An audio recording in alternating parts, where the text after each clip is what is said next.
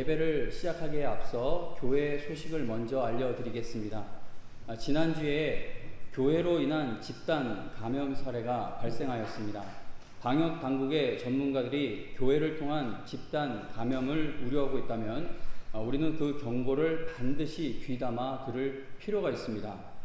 물론 예배 시간에 확진자가 있을 가능성을 완벽히 차단할 수 있는, 막을 수 있는 교회는 없을 것입니다. 그러나 우리가 방역 지침을 잘 지킨다면 감염이 확산되는 것은 막을 수 있는 것이죠. 오늘도 참 많이 답답하시겠지만 예배 시간이나 또는 대화를 나누실 때에 반드시 마스크를 착용해 주시고 방역 지침을 꼭 지켜 주시기를 부탁드립니다. 또 교회학교 섬기시는 우리 교사님들은 방역 지침을 더욱 철저히 지켜 주시기를 간곡히 부탁드리겠습니다. 몸에 조금이라도 이상 기운이 있으시거나 또는 면역력이 약하신 분들은 온라인 예배로 드리시기를 바랍니다. 그리고 주중에 확진자의 동선과 겹치게 활동하셨을 경우에도 온라인 예배로 드리시기를 부탁드립니다.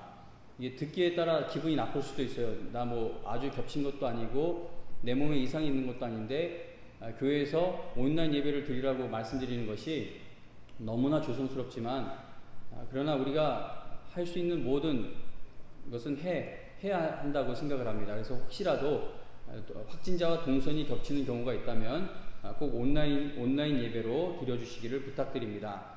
교회학교 여름 행사가 계획대로 또 일정대로 진행될 수 있기를 위해 기도를 부탁드립니다. 그러나 코로나 상황에 따라 연기 또는 취소될 수도 있다는 것을 알려드립니다. 치료제 개발을 위해 더욱 기도해 주시기를 부탁드립니다.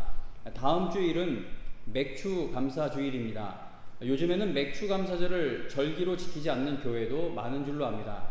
그러나 맥주 감사절에 대해 우리가 잘 알지 못한다 하더라도 이 절기를 1년의 절반을 마치며 하나님의 은혜를 기억하고 감사드릴 수 있는 기회로 삼는다면 우리에게 매우 유익한 절기가 될 수 있을 것입니다. 여러 가지로 너무나도 어려운 때이지만 하나님의 은혜를 기억하고 감사하시며 앞날에 대한 확신도 갖게 되는 맥주 감사절이 되시기를 바랍니다. 감사절 헌금은 다음 주일에 드리시길 바랍니다. 이 헌금 봉투를 한 주 전에 나누어 드리는 것은 준비된 마음으로 헌금을 드리자라는 의미에서 한 주 전에 나누어 드립니다. 교회 학교도 꼭 잊지 마시고 아이들에게 준비된 마음으로 헌금을 준비할 수 있도록 교육시켜 주시면 감사하겠습니다. 다음 주일부터는 주보를 본당 입구 안내 책상에서 가져가시기를 바랍니다. 지금 출석이 일정치 않다 보니까 버려지는 주보가 너무 많습니다. 그래서 버려지는 주보를 조금이라도 줄이기 위해 당분간은 주보함에 주보를 넣어드리지 않고 앞에 있는 안내 책상에다가 주보를 비치해 둘 예정입니다. 주보에 실어드린 나머지 교회 소식을 꼼꼼히 살펴보시고 함께 기도해 주실 일들을 기억해 주시면 감사하겠습니다. 우리 다 같이 찬송가 67장 통일 찬송가는 31장입니다. 67장 찬송 부르겠습니다.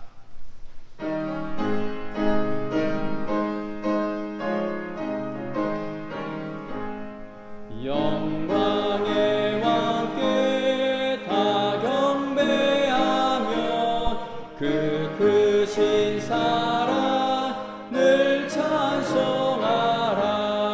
예부터 영원히 창방 빼시니 그 영광의 주를 다 찬송하라. 능력과 은혜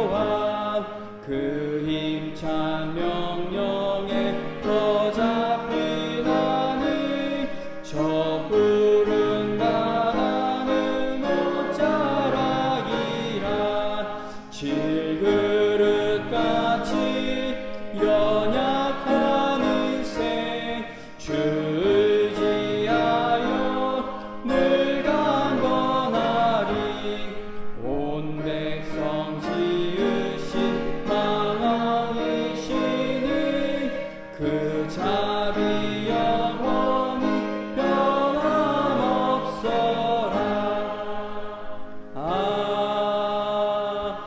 아멘. 사도신경으로 우리의 신앙을 고백하겠습니다. 전능하사 천지를 만드신 하나님 아버지를 내가 믿사오며 그 외아들 우리 주 예수 그리스도를 믿사오니 이는 성령으로 잉태하사 동정녀 마리아에게 나시고 본디오 빌라도에게 고난을 받으사 십자가에 못 박혀 죽으시고 장사한 지 사흘 만에 죽은 자 가운데서 다시 살아나시며 하늘에 오르사 전능하신 하나님 우편에 앉아 계시다가 저리로서 산 자와 죽은 자를 심판하러 오시리라. 성령을 믿사오며 거룩한 공예와 성도가 서로 교통하는 것과 죄를 사하여 주시는 것과 몸이 다시 사는 것과 영원히 사는 것을 믿사옵나이다. 아멘. 찬송가 284장 통일 찬송가는 206장을 부른 후에 이희선 장로님 기도해 주시겠습니다.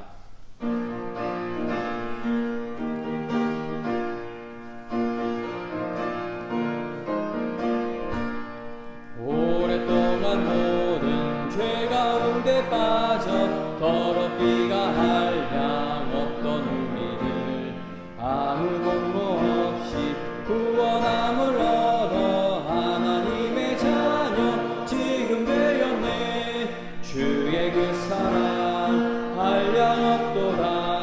찬송할지어다 예수의 공로. 주의 그 사랑 한량 없도다. 찬송할지어다 예수의 공로. 주의 보혈로서 정결하게 씻겨 죄악에서 떠난 몸이 되었고 세상 근심들은 간 곳 없어지니 하나님의 빛이 영화롭도다. 주의 그 사랑 한량 없도다.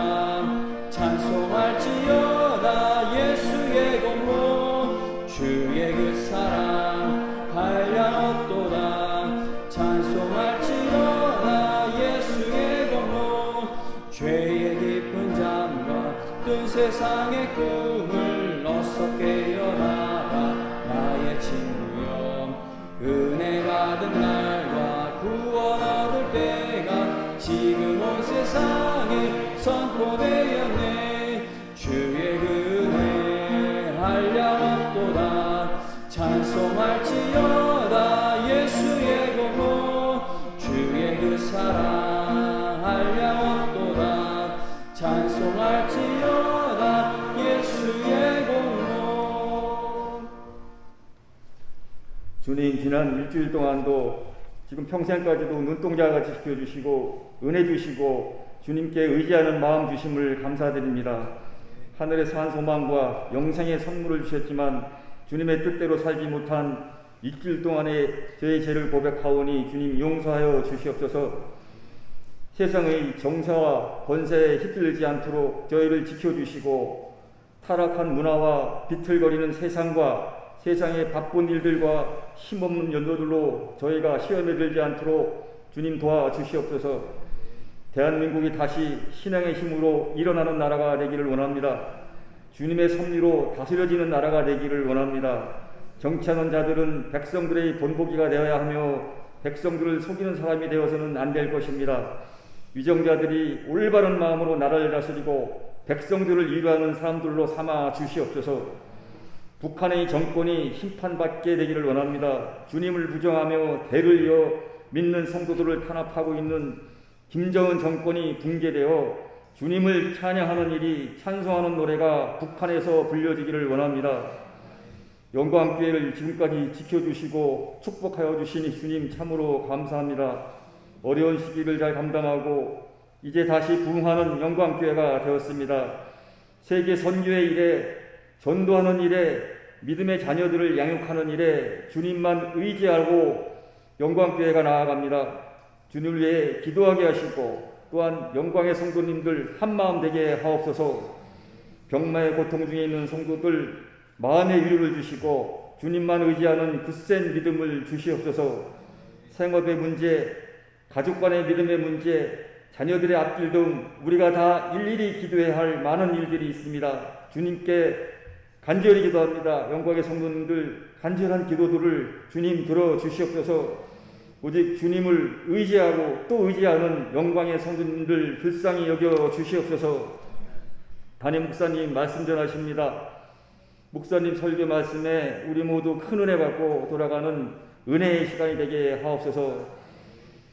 원로 목사님, 담임 목사님, 영광의 목회자들, 영광의 온 성도들 돌아오는 일주일도 눈동자와 같이 지켜주시옵소서. 이 모든 말씀을 예수님의 이름으로 기도하옵나이다. 아멘. 이 시간에는 성가대 찬양이 있겠습니다.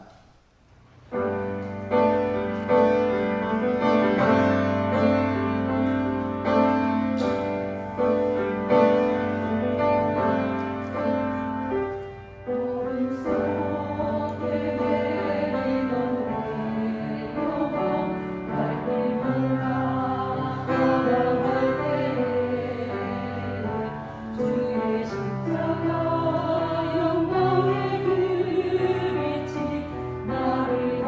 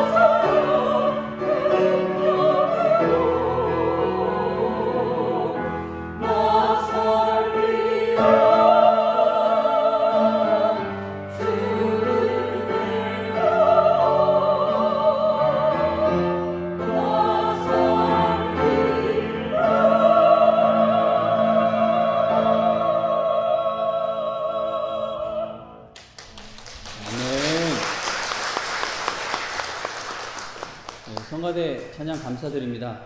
아마도 지난 주간 그 교회로 인한 집단 감염 소식, 그것도 그 가운데 성가대로 인한 또 전파 이런 소식이 있어서 오늘 성가대원들께서 이 마스크를 쓰고 이렇게 찬양을 해주신 것 같습니다.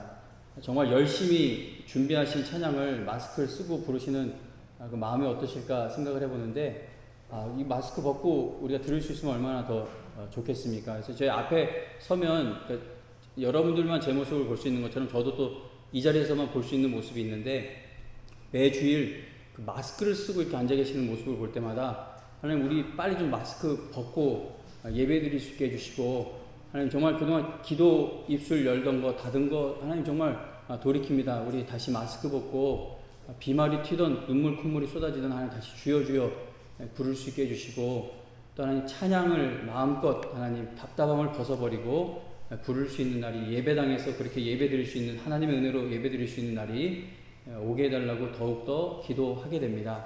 성도님 여러분, 답답함에도 매주 이렇게 예배의 자리에 나오시고 또 은혜의 자리를 지키시는 것 감사드리고, 또 하나님께서 우리가 계속 예배 드릴 수 있는 힘을 주실 줄로 믿습니다. 교회로 인해 또 감염이 시작됐다고 하니까 교회를 이제 고위험군 시설로 분류를 하려는 것 같습니다. 뭐 어쩌겠습니까? 지금 모든 것이 어려운 상황이니까. 근데 다시 또 거리두기가 시작되어서 온라인 예배로 이렇게 다 전환되지 않기를 정말 간절히 바라고 있습니다. 꼭 함께 기도해 주시기를 바랍니다. 성가대 찬양, 또 오늘 말씀 주제에 맞게 이렇게 선택된 찬양곡 진심으로 감사를 드립니다. 자, 우리가 이 시간 함께 은혜 받을 하나님 말씀은 출애굽기 10장 1절과 2절입니다. 출애굽기 10장 1절, 2절 말씀입니다. 출애굽기 10장 1절과 2절 말씀, 하나님 말씀 읽어드립니다. 여호와께서 모세에게 이르시되 바로에게로 들어가라. 내가 그의 마음과 그의 신하들의 마음을 완강하게 함은 나의 표징을 그들 중에 보이기 위함이며, 내게 내가 애굽에서 행한 일들 곧 내가 그들 가운데서 행한 표징을 네 아들과 네 자손의 귀에 전하기 위함이라. 너희는 내가 여호와인 줄을 알리라. 아멘. 출애굽기 7장부터 12장에는 하나님께서 이스라엘 백성을 출애굽시키시기 위해 애굽 땅에 10가지 재앙을 내리시는 이야기가 기록이 되어 있습니다. 10가지 재앙이 바로 왕과 애굽에 임하는 사건을 보면 우리가 구원받는 것은 전적으로 하나님의 은혜로 이루어지는 것임을 알게 됩니다. 바로 왕과 애굽의 모든 백성 위에 하나님의 그 무서운 재앙, 하나님의 무서운 심판이 임할 때 오직 이스라엘 백성만 안전할 수 있었던 것은 그들의 신앙이 매우 좋았다거나 또는 하나님을 위해 그들이 어떤 위대한 업적을 이루어 놓았기 때문이 아니었습니다. 또는 하나님께서 그들의 도움이 없이는 홍해를 가르지 못하시고 구름기둥, 불기둥을 만들지 못하시기 때문에 그들만 재앙을 당하는 것에서 면제되었던 것이 아닙니다. 우리가 잘 알다시피 이스라엘 백성들은 모세를 원망했죠. 그들이 모세를 원망했던 이유는 하나님의 말씀을 믿지 못했기 때문이고, 그리고 하나님께서 행하실 일들을 아예 기대하지를 않았기 때문에 모세를 원망한 겁니다. 그러므로 그들이 하나님께서 보내신 모세를 원망한 것은 곧 하나님을 의심하고 하나님을 원망한 것과도 같은 일이었습니다. 우리가 읽은 출애굽기 10장 1절에 보면 하나님께서 바로의 마음과 그의 신하들의 마음을 완강하게 하셨다라고 말씀합니다. 많은 사람들이 이 말씀을 보면서 하나님 참 불공평하다라는 생각을 하기도 합니다. 아니, 하나님께서 바로의 마음과 그의 신하들의 마음을 완강하게 하신 것이라면, 그들의 마음이 돌과 같이 다 막 단단해지고 옛날 표현으로 강팍하게 된 것이 하나님이 그렇게 만드셨기 때문에 된 것이라면, 그들이 하나님을 거부한 것에 대한 책임이 어째서 그들에게 있는 것이냐, 그들이 구원받지 못한 그 책임이 어째서 그들에게 있는 것이냐라고 질문을 하게 됩니다. 하나님께서 바로와 그의 신하들의 마음을 완강하게 하셨다라는 사실이 불편하게 느껴지신다면 이렇게 한번 생각해 보시기 바랍니다. 하나님께서 바로와 그의 신하들의 마음을 더욱 강팍하게, 완강하게 만들기 위해 어떤 일을 하셨을까요? 그냥 내버려 두신 겁니다. 로마서 1장 28절에 보면 사람들이 자기들 마음에 하나님 두기를 싫어하는 자들을 하나님께서 그들의 그 상실한 마음대로 내버려 두셔서 그들이 합당하지 못한 일을 하게 하셨다라고 말씀합니다. 그러니까 하나님께서 죄 짓는 일을 하게 하셨다라고 하는데 하나님이 그들을 억지로 이렇게 만드셨다는 것이 아니라 그 마음을 갖고 있는 그 상실한 마음 그대로 버려두니까 그들이 그렇게 죄를 따라 살게 되었다라는 그런 말씀입니다. 하나님께서 우리를 그냥 내버려 두시면 우리는 절대 하나님을 먼저 사랑하지 못하고 구원에 기르는 그 길을 알 수가 없는 사람들입니다. 세상 사람들은 그렇게 이야기하죠. 하나님, 너네 기독교가 믿는 하나님, 사람들 붙잡아다 지옥에 보내는 하나님, 이렇게 얘기를 하는데 하나님이 우리를 지옥에 보내기 위해 하실 일은 무엇일까요? 없어요. 그냥 우리를 그냥 이렇게 놔두시면 우리는 지옥을 향해 가고 있는 인생들입니다. 하나님께서 하나님을 대적하는 바로왕과 그의 신하들의 마음을 완강하게 하시기 위해서 행하신 일은 그들을 그냥 그렇게 내버려 두신 겁니다. 그러므로 하나님께서 그들이 고집을 부리도록 만드셨다라는 말씀을 두고 하나님은 불공평하다라고 말할 수가 없다는 것입니다. 성도님 여러분, 만일 하나님께서 우리를 그냥 내버려 두셨다면 우리들 중 그 어느 누구도 구원받지 못합니다. 구원받고 나서도 하나님 앞에서 보이는 우리의 역겨운 죄악된 모습들을 보시기 바랍니다. 그 별이 형제 여기 있는데 제가 지난번에 주차장에서 함께 웃었어요. 주차장에 나갔는데 다른 친구하고 얘기를 하다가 약간 울컥 화가 나나 봐요. 그러니까 저한테 농담식으로 진짜 은혜 받고 이 주차장에서 쏟아진다고 하더니 그렇게 되네요 라고 하는데, 하나님께서 예배 드리고 나서 이 받은 은혜가 뭐 얼마나 갑니까? 얼마나 가세요? 궁금합니다. 구원받고 나서도 하나님 앞에 보이는 우리의 역겨운 죄악된 모습들을 보라는 겁니다. 하나님의 거룩한 백성으로 우리를 불러주셔서 성도라는 이름을 주시고 교회라는 이름을 주셨음에도 내 마음이 완강해질 때마다 드러나게 되는 우리의 추악한 모습을 한번 보시길 바랍니다. 이스라엘 백성이 바로와 그의 신하들보다 마음이 더 좋은 사람들이라, 더 착한 사람들이라, 더 선한 것을 행할 수 있는 사람들이라서 하나님의 백성으로 택함받은 것입니까? 그렇지가 않다는 것이죠. 하나님께서는 출애굽한 이스라엘 백성들을 향해 뭐라고 하십니까? 아유, 너네 이런 애들 아니었잖아. 너네가 이럴 줄을 몰랐어. 그러지 않으시고 하나님은 출애굽한 이스라엘 백성들을 향해 너희들은 목이 곧은 백성이라고 부르십니다. 너희들은 목이 뻣뻣한 놈들이라고, 너희들은 교만한 백성이라고, 너희들은 죄를 마음에 품고 있는 백성이라고 표현을 하시죠. 만일 하나님께서 모세와 목이 뻣뻣한 이스라엘 백성들을 그냥 그렇게 내버려 두셨다면 그들이 스스로 깨우치고 스스로 회개하여 하나님께로 돌아올 수 있었겠습니까? 그런 일은 결코 일어나지 않았을 것입니다. 아브라함이 아버지를 따라 가나안 땅으로 가기 위해 고향을 떠나기는 했지만 그는 아버지와 함께 하란에서 멈추어 거기에 머물게 됩니다. 그런데 아버지가 죽고 난 후에도 아브라함은 가족과 함께 하란에서 자리를 잡고 살아가게 되죠. 그러한 아브라함을 하나님이 먼저 찾아와 주셔서 약속하시는 그 땅으로 가라고 그를 인도하지 않으셨다면 아브라함이 하나님께서 바라시는 그 땅으로 갈 수 있었겠습니까? 하나님께서 이스라엘 역사의 영적 암흑기였던 사사시대를 그냥 그렇게 내버려 두셨다면 이스라엘 백성들이 스스로 회개하고 하나님께로 돌아올 수 있었겠습니까? 만일 하나님께서 추악한 죄를 저지른 다윗 왕을 그냥 그렇게 내버려 두셨다면 그가 스스로 회개하고 하나님께로 마음을 돌이킬 수 있었겠습니까? 예수님을 모른다고 3번이나 부인했던 베드로를 부활하신 주님이 다시 찾아와 주셔서 내 양을 먹이라고 그를 다시 불러주지 않으셨다면 베드로가 잃었던 사명을 그 스스로 다시 되찾을 수가 있었겠습니까?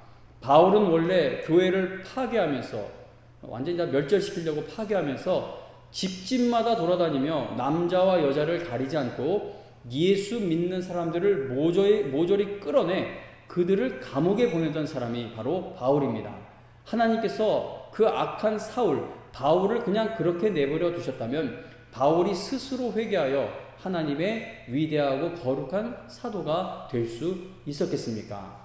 성경과 기독교 역사 전체를 살펴보시기 바랍니다. 죄인이 회개하여 하나님의 일꾼이 되고 교회에 큰 부흥의 역사가 일어나고 성령의 불이 떨어지게 되는 것은 모두 하나님의 은혜로 이루어지는 일들임을 우리가 보게 됩니다. 이스라엘 백성만 목이 뻣뻣했던 것이 아닙니다. 우리는 모두 이스라엘 백성처럼 하나님 앞에서 목이 뻣뻣한 본성을 가지고 있습니다.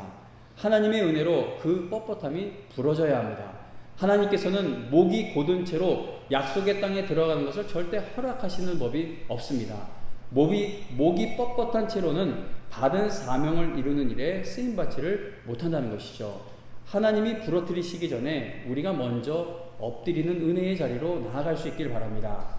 이스라엘 백성처럼 목이 곧은 우리는 날마다 매 순간마다 하나님의 은혜가 필요합니다. 하나님의 은혜를 깊이 깨닫는 사람만이 하나님의 영광을 위해 쓰임받을 수 있습니다. 하나님께서 모세의 자격이나 조건을 따지셨다면 모세는 하나님의 일꾼으로 부름을 받을 수가 없는 사람이었죠. 하나님께서 이스라엘 백성들의 자격을 따지셨다면 그들은 애굽 땅에 쏟아지는 그 재앙을 함께 당하는 것이 마땅한 사람들이었습니다. 모세가 하나님의 위대한 일꾼이 될 수 있었던 것은 하나님의 일을 하기에는 전적으로 무능한 모세를 하나님께서 무조건적으로 선택해 주셔서 그가 거부하고 도망가려고 해도 그를 불가항력적인 은혜로 붙드시고 부름받은 모세가 사명을 완수하기까지 하나님께서 그를 끌고 가시는, 인도하시는 놀라운 은혜를 베푸셨기 때문이었습니다. 우리 천국 갑니까? 천국 가요.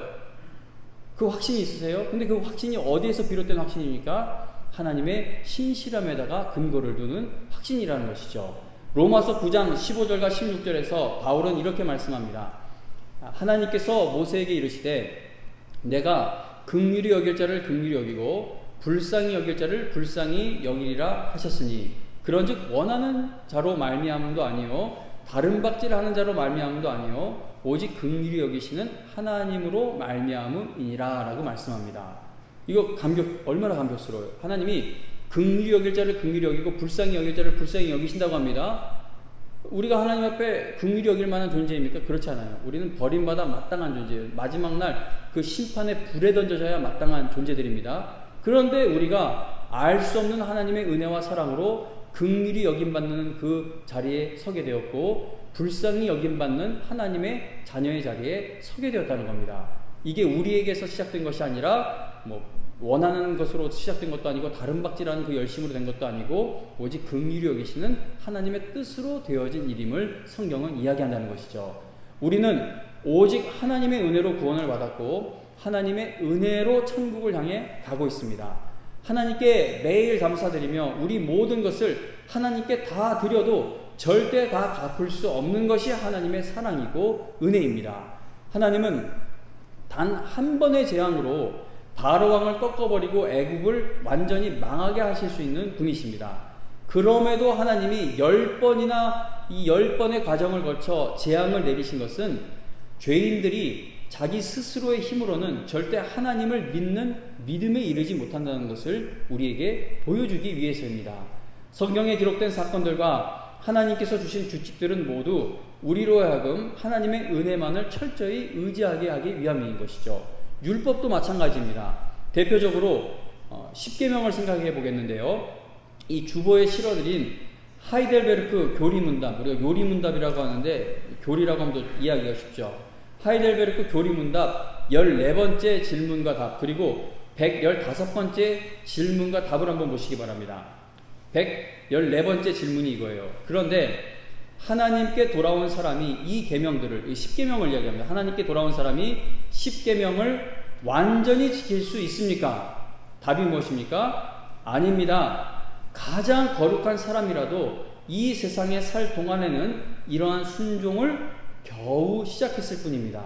그러나 그들은 굳은 결심으로 하나님의 일부 계명만이 아니라 모든 계명에 따라 살기 시작합니다.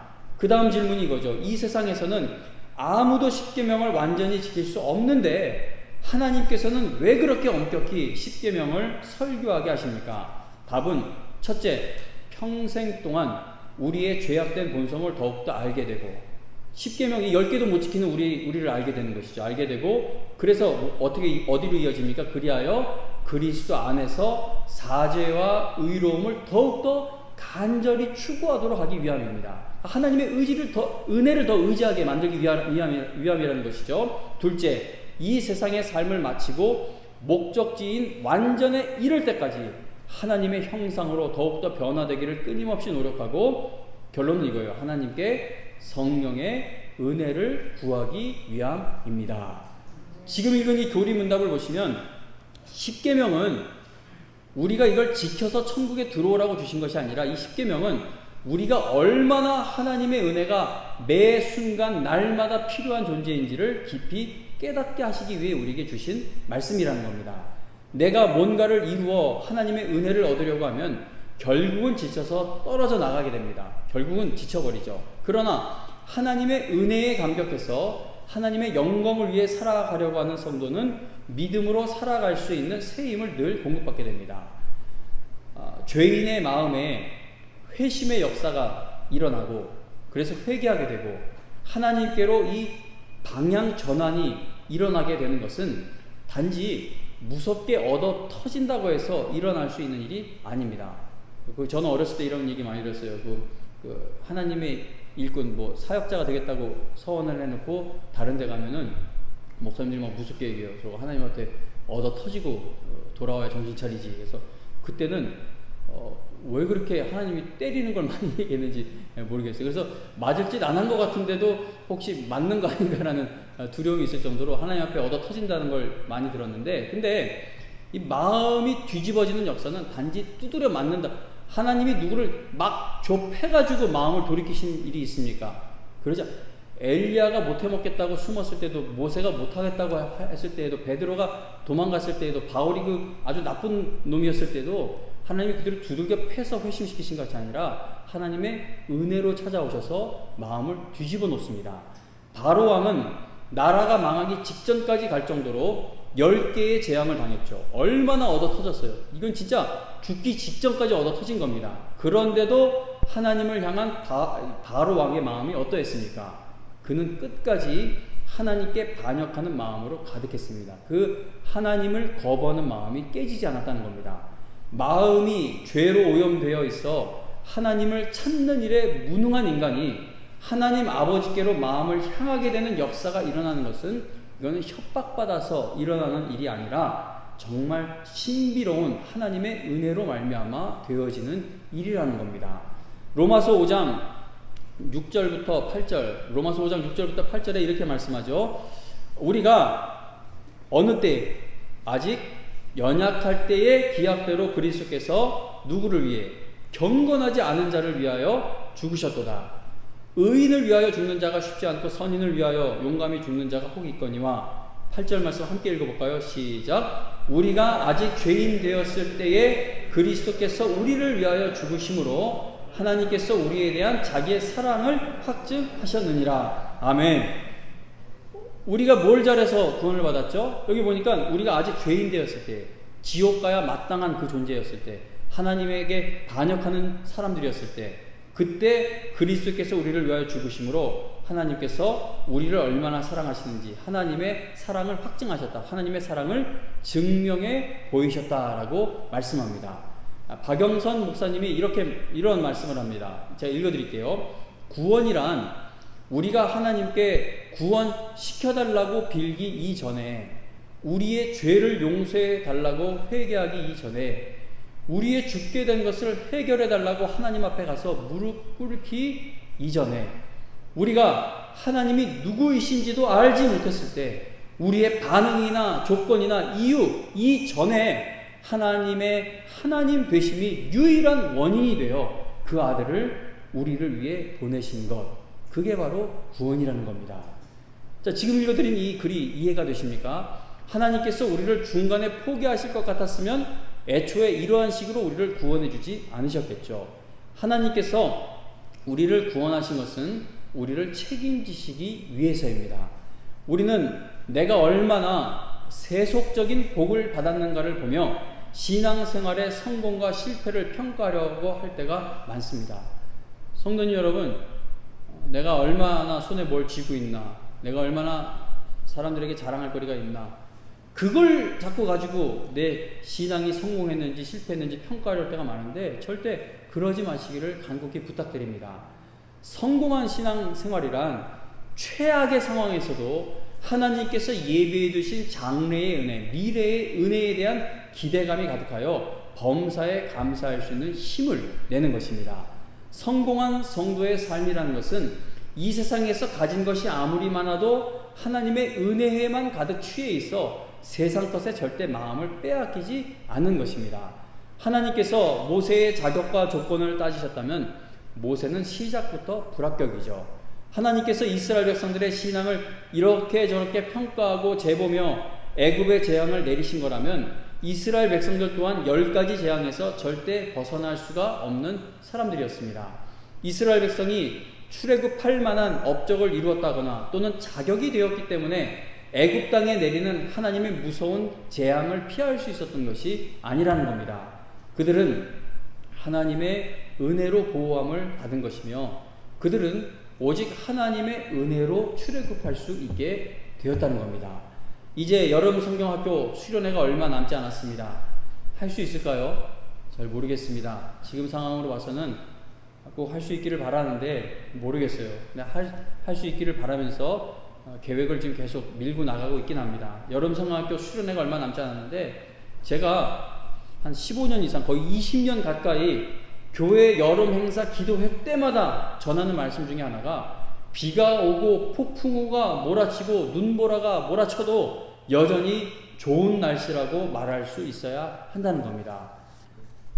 우리 이걸 잘 인정을 하기가 어려워하는데 우리는 수련회 때요 햇볕이 쨍쨍 나는 날씨가 이어져서 물총 싸움도 하고 물놀이도 하고 바닷가도 가고 계곡도 가고 시원하게 모두 한 잔씩 마시고 여기서 말하는 한 잔은 음료수겠죠.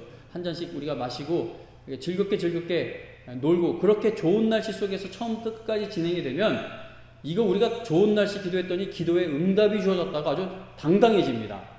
우리가 기도했더니 날씨도 하나님이 주관해 주셨다고 당당해지죠. 그러나 비바람이 불고 눈이나 폭우가 쏟아지고 홍수가 나는 날씨 가운데 겨우 수련회 갔다 오면 좋은 날씨를 위해 기도했던 것에 대해서는 아무도 간증을 하지 않습니다. 마치 언제 그 기도를 했냐는 듯이 그 기도는 묻어나 버려요. 내년에 또 꺼내보는 거예요. 될 때 했다고 하고 안 되면 묻어두고 삶에서도 남들이 부러워할 만큼의 어떤 결과가 있게 되면 내가 하나님을 이렇게 믿었더니 하나님께서 내 인생에 봄날 주시고 꽃길 걷게 하셨다라고 당당히 간증하는 모습들을 보게 됩니다. 그러나 반대로 삶에 견디기 힘든 고난과 어려움이 닥치게 되면 하나님의 은혜에 대해 간증을 하지 못하고 초라하게 신앙생활을 하는 경우를 많이 보게 됩니다. 좋은 날씨를 구하는 신앙의 수준이 삶에서도 그대로 이어지고 있는 것이죠. 하나님의 은혜를 받았다는 것이 무엇인지를 아직도 모르는 겁니다. 성도님 여러분, 기도했더니 햇볕이 쨍쨍 나는 날씨가 허락이 되었다면 하나님을 우리가 찬양하고 감사해야 합니다. 그리고 기도했음에도 비가 오고 눈이 내리고 태풍이 불어닥쳤다면 그래도 하나님을 찬양하고 감사해야 한다는 것이죠. 왜냐하면 햇볕이 나던 비바람이 몰아치던 하나님의 은혜 안에 있는 성도가 영원히 손해보게 할 수 있는 것은 이 세상에 없기 때문입니다. 어떤 악천후가 불어닥친다 할지라도 하나님이 주시고자 하는 은혜를 회방하거나 가로막을 것은 이 세상에 없기 때문에 어떤 아주 견디기 힘든 날씨가 인생에 불어닥친다 할지라도 우리는 여전히 하나님을 찬양하고 범사에 감사할 수 있는 성도들입니다. 여러분 모두 예수 그리스도 안에 계십니까? 그렇다면 여러분들께서 바라는 그 방식대로 기도에 응답이 오지 않고 있다 할지라도 여러분들은 여전히 안전합니다. 늘 불안하죠.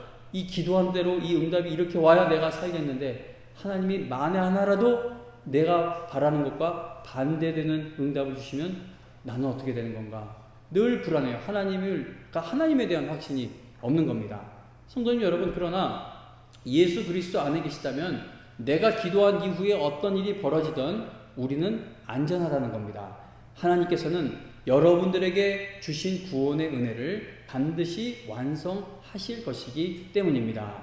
우리는 하나님의 은혜로, 하나님의 놀라운 그 은혜로 호흡이 붙어 있는 동안 하나님을 찬양하게 될 것이고, 그리고 우리의 호흡이 멈추게 되면 또 하나님의 놀라운 은혜로 천국에 입성하여 영원히 주님을 찬양하는 영광의 날들을 누리게 될 것입니다. 출애굽 사건을 다시 한번 생각해 보시기 바랍니다. 만일 이스라엘 백성이 하나님께서 10가지 재앙으로 바로왕과 애굽을 꺾으셔서 그들이 출애굽하게 된 것이 철저히 하나님의 은혜라는 것을 그들이 잊지 않았다면, 야, 우리가 정말 하나님의 은혜로 구원받은 거야, 출애굽한 거야, 저 바로왕과 저 신하들과 똑같이 이 재앙 속에 묻혀져야 마땅한 존재들인데, 하나님의 은혜로 이 쓸데없는 자를 왜 구속하여 주셨는지, 성령께서 나에게 왜 이 말씀이 내가 하나님이 모세에게 주신 말씀이 내가 믿고 싶어도 믿어지지가 않았는데, 그 옛날에 그 가사도 있어요. 믿고 싶은데 믿어지지가 않는다, 뭐 그런 세상 노래 가사가 있는데, 그랬는데 내가 이 말씀이 지금 왜 믿어지는지, 이거는 하나님의 은혜입니다 라는 것이 그들에게 늘 마음에 있었다면, 그들은 광야 생활의 그 불안한 가운데에서도 하나님을 찬양하는 힘을 잃지 않을 수 있었을 것입니다. 그들이 하나님의 은혜로 출애굽했다는 사실을 정말 깊이 깨달았다면, 그들은 광야에서 하나님, 내가 구원받았는데, 나를 구원해 주셨는데 내가 도대체 광야에서 왜 이 고생을 해야 하냐고 원망하지 않을 수 있었을 것입니다. 그들이 젖과 꿀이 흐르는 약속의 땅에 들어가게 된 것이 철저하게 하나님의 은혜로 이루어진 일이라는 사실을 잊지 않았다면, 하나님이 강권적인 은혜로 우리를 찾아와 주시고 사랑해 주시고 우리를 출애굽시키지 않으셨다면, 우리는 자손 대대로 바로왕에게서 벗어날 수 없는, 세상을 대표하는 그 애굽에서, 노예에서 벗어날 수 없는 자들이었다. 근데 하나님이 우리를 제사장 나라로 쓰기 위해 왜 우리를 구원해 주셨는지 모르는데 우리를 이 감격스러운 사명을 주시고 우리를 구원해 주셨다. 이게 철저하게 하나님의 은혜로 이루어지는 일이라는 그 사실을 그들이 잊지 않았다면, 그들은 약속의 땅에서 우상들에게 마음을 빼앗기지 않을 수 있었을 것입니다. 성도님 여러분, 우리의 신앙이 변질되는 것은 하나님께로부터 복을 덜 받아서 변질되는 것이 아니라 하나님의 은혜를 망각할 때 변질되는 겁니다. 모세와 이스라엘 백성이 출애굽하게 된 것의 근거와 원인이 그들에게 있지 않았습니다. 그들은 오직 하나님의 은혜와 사랑으로 출애굽하게 되었습니다. 우리는 모든 것이 잘 되고 있는 것처럼 보일 때만 하나님이 나와 함께 하신다는 것을 외치며 하나님을 간증하는 것이 아니라, 모든 것이 어렵고 폭풍우가 불어닥치는 그 험한 날씨 속에서도 하나님이 지금 나와 함께 하시며 영원히 인도하실 그 은혜의 확신을 두고 하나님을 찬양할 수 있는 성도들이 되어야 할 것입니다. 제가 몇 해 전에 목회자 세미나에 참석했다가 어느 사모님의 모습을 보고 정말 큰 은혜를 받아 그분 이야기를 설교 시간에 여러분들께 말씀을 드렸던 적이 있습니다. 자, 그 사모님 이야기를 한번 들었던 이야기지만 다시 한 번 더 그분의 이야기를 생각해 볼 수 있기를 바랍니다. 제가 참석했던 목회자 세미나에는 한 30명 정도의 사역자들이 모여 있었는데, 박조준 목사님이 이렇게 인도하시는 목회자 세미나였어요. 거의 30명 정도 참석했는데, 이제 한 사람씩 앞에 나와 자기 소개를 하는 순서가 있었습니다. 어느 여자분이 자기 소개를 하기 위해 이제 앞에 서셨는데, 제가 이렇게 앉아서 그분의 모습을 보는 순간 마음이 울컥했어요. 눈물이 핑 돌았습니다. 제가 그날 처음 뵙는 분이었지만, 누군지 몰라요. 근데 처음 보는 분이었지만, 야, 이분은 정말 고생에 쩔어 있구나라는 것이 보여요. 얼마나 보는 순간, 야, 정말 먹고 사는 것조차도 힘든 분이겠구나라는 것을 느낄 수가 있어서 자기소개라는 그 모습을 처음 보고 울컥했습니다. 그런데 분명 정말 죽을 고생하고 있는 분처럼 보이는데도 표정만은 거기 모여있는 어느 분보다 평안해 보였습니다. 그 사모님이 자기 소개하는 내용을 들어보니까, 뭐 짧게 말씀드리면, 아주 그냥 요약을 해서 말씀드리자면, 북한 선교를 하던 남편이 몇 해 전에 돌아가셨다고 합니다. 그러니까 선교를 하다가 순교한 거예요. 목사님이 그렇게 돌아가시고 나서 사모님은 한동안 마음이 너무 아프고 낙심돼요.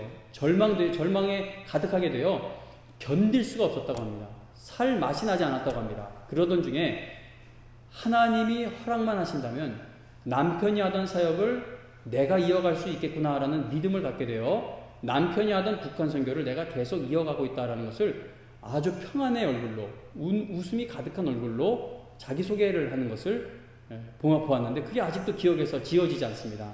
그 사모님의 모습은 그곳에 모여있던 사역자들 중 가장 초라하고 가장 힘없어 보이고 불쌍하고 가난해 보였지만 그분은 어느 누구보다 평안의 마음을 유지하고 있었고 그리고 어느 누구보다 하나님에 대한 확신으로 가득한 것을 볼 수 있었습니다. 성도님 여러분, 이 사모님의 모습이 바로 하나님의 은혜로 살아왔다는 사실을 깊이 깨달아 하나님의 은혜를 바라고 의지하는 담대한 성도의 모습인 것입니다. 오늘 이 시간에 어떤 상황과 처지에 계시든지 아무 조건 없이 여러분들을 택하시고 구원하신 하나님께서 여러분들을 반드시 하나님이 목적하신 그곳으로 인도해 주실 것을 믿으실 수 있기를 바랍니다. 하나님을 의지하는 자들에게만 주어지는 담대한 믿음을 여러분 모두 소유하게 되시기를 바랍니다. 지난주 당회를 했어요. 당회를 했더니 예상했던 대로 11조가 많이 줄었죠. 11조가 준 원인은 11조를 하시던 성도 가정 숫자가 점점 줄고 있기 때문입니다. 뭐 교회 재정이 걱정되는 것도 사실이지만 저는 그런 걸 볼 때 1차적인 마음의 아픔은 뭐냐면은 야 이거 헌금 드리다가 드리지 못하게 되는 성도들의 마음이 어떨까. 이거는 드려본 분들만이 아는 아픔이에요. 하나님 앞에 헌신하고 드리던 분들이 그걸 못하게 되었을 때 갖는 아픔은요 매우 커요. 너무 힘들어요. 뭐 교회 재정은 너무나 어려우면 우리 땅값 어마어마하게 올라 있잖아요. 그죠? 교회는 또 어떻게든 가면 돼요. 근데 제가 늘 걱정하는 건 성도님들 그 줄어들고 있을 때 거기서 나가 떨어지지 말자는 거. 하나님이 우리가 11조 드리는 거 보고 택하셨습니까? 11조 드려서 하나님이 우리를 불쌍히 여기신 겁니까? 어떤 걸 행하기도 전에 하나님은 이미 영원한 복과 은혜를 우리에게 약속해 주셨다는 겁니다.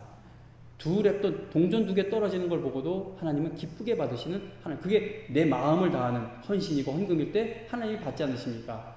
성도님 여러분, 내가 하나님 앞에 뭘 얼마만큼 했느냐를 근거로 두어 그걸 평가로 하여 내 신앙을 이렇게 잘 되고 있는지 못 되고 있는지를 자꾸 생각하려고 하지 마시고 내가 얼마나 구원의 은혜에 깊이 젖어 있는가, 취해 있는가, 내가 구원의 은혜에 얼마나 감격해 있는가, 이걸 시작으로 헌금도 하시고 헌신도 하시고 하나님을 붙드실 수 있기를 바랍니다. 하나님의 은혜를 의지하는 자들에게만 주어지는 담대한 믿음을 여러분 모두 소유할 수 있기를 간절히 바란다는 겁니다. 하나님의 은혜로 구원받았고 그리고 하나님의 은혜로 믿음의 경주를 완주하게 될 것을 믿는 여러분과 제가 되어 광야에서도 그 거친 광야에서도 하나님의 뜻대로 쓰임받으며 하나님을 찬양하는 그 힘을 평생 잃지 않는 성도들이 다 되시기를 주님의 이름으로 축원합니다. 찬송가 300장 찬송 부르며 준비한 헌금 드리겠습니다. 찬송가 300장 찬송, 통일 찬송가는 406장입니다.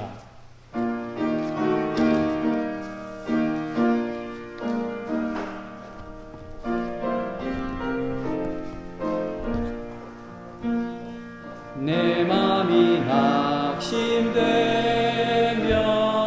근심에 눌릴 때 주께서 내게 오사 위로해 주시네. 가는 길 캄캄하고 괴로움 많으나 주께서 내 짐을 지시네. 은혜가 내게 족하네. 그 은혜가 족하네. 이 괴로운 세상 지날 때 그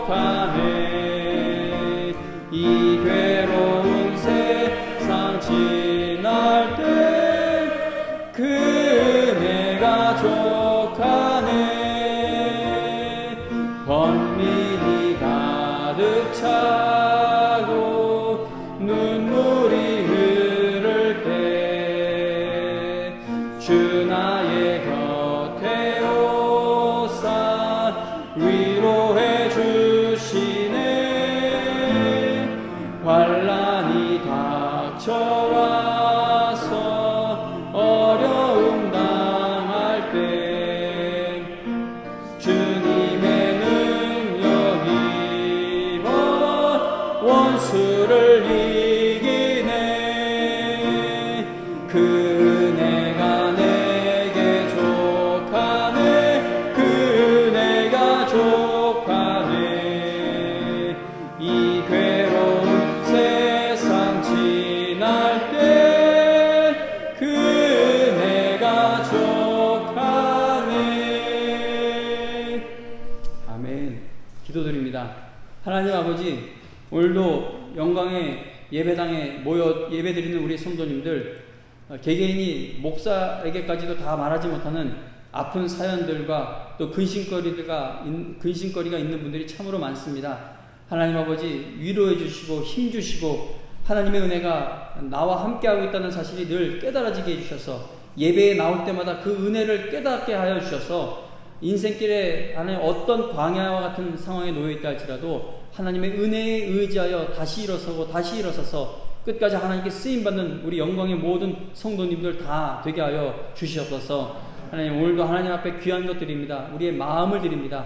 어느 때보다 돈을 모아두어야 하는 세상이 되었지만 그래도 지금까지 살아온 것이 하나님의 은혜이고 하나님께서 나에게 일용할 양식을 주실 줄로 믿으며 내 앞날을 하나님이 책임져 주실 줄로 믿고 감사드리며 오늘도 하나님 앞에 우리의 마음을 드립니다. 하나님 나라의 확장과 영광을 위해 사용하여 주시고 드리는 손길도 끝까지 드릴 힘 잃지 않도록 생업의 터전을 지켜주시고 직장에서의 위치가 견고케 하여 주시며 두드리고 있는 취업의 문도 하루속히 열려지게 하여 주시고 또 수금되어야 할 그런 돈이 있다면 그것도 하나님 아버지 돈을 우리에게 줘야 할 사람들의 마음을 깨트려 주셔서 수금도 되어지는 일들이 하나님 나타나게 하여 주시옵소서. 하나님 아버지, 여기까지 온 건 하나님의 은혜입니다. 하나님, 지나온 발자국 생각해보면 잘한 것도 물론 있지만 하나님이 나를 내치셔도 할 말 없는 짓들을 얼마나 많이 하며 살아왔는지 모르고 또 앞으로 가면서 우리가 얼마나 하나님 마음 아프게 할지 우리는 알지 못합니다.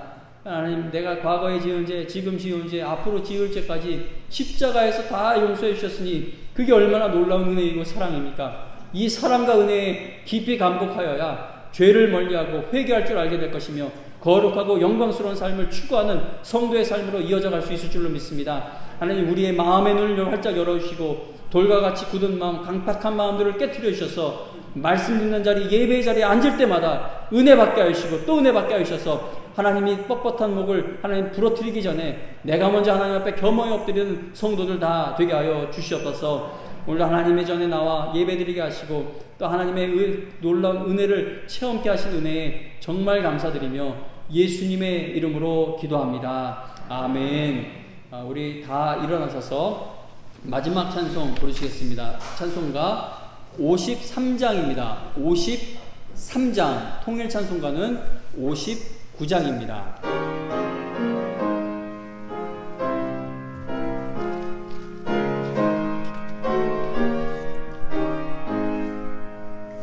성전을 떠나가기 전 머리를 숙일 때 주께서 함께 계시고 복 내려 주소서.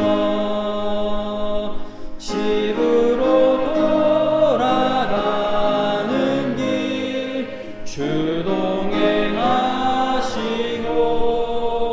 내 모든 언행 심사를 다 지켜주소서. 거룩한 날이 다가고 저녁이 되도록 주 우리 맘에 빛 되사 늘 계시옵소서.